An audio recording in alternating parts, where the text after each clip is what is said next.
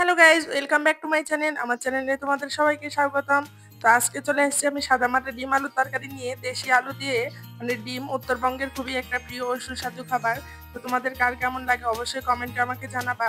তার জন্য আমি সিদ্ধ করা ডিমগুলো তেলে দিয়ে লাল লাল করে ভেজে তুলে নেবো একটা বাটিতে। তোমরা দেখতেই পাচ্ছ আমার ডিমগুলো আমি খুব একটা বেশি লাল করিনি, হালকা ভেজে নিয়ে তুলে নিয়েছি একটা বাটিতে। তারপরে কড়াইয়ে কিছুটা তেল দিয়ে 2টা পেঁয়াজ কুচি দিয়ে দিলাম। পেঁয়াজগুলো ব্রাউন কালার হয়ে আসলে কিছুটা পানি অ্যাড করে দিব।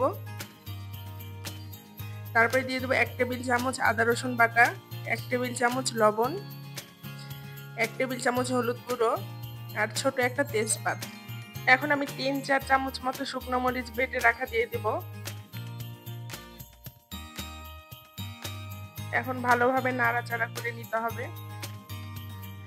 এখানে আমি 4-5টা মতো কাঁচামরিচ অ্যাড করে দিয়েছি। তোমরা দেখতেই পাচ্ছ আমার তরকারির কালারটা কি সুন্দর আসছে, মানে কষানোতে অনেক সুন্দর একটি কালার চলে আসছে।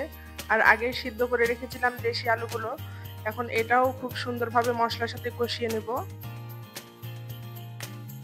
এই যে দেখতেই পাচ্ছ আমার আলুগুলো খুব সুন্দরভাবে কষানো হয়ে গেছে।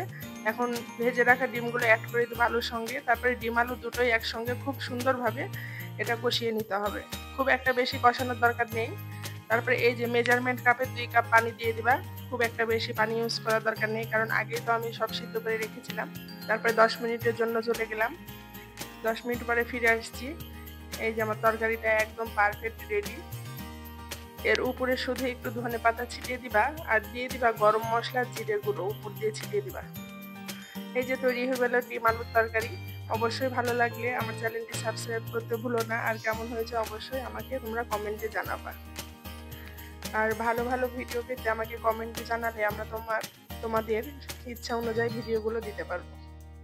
আল্লাহ হাফেজ।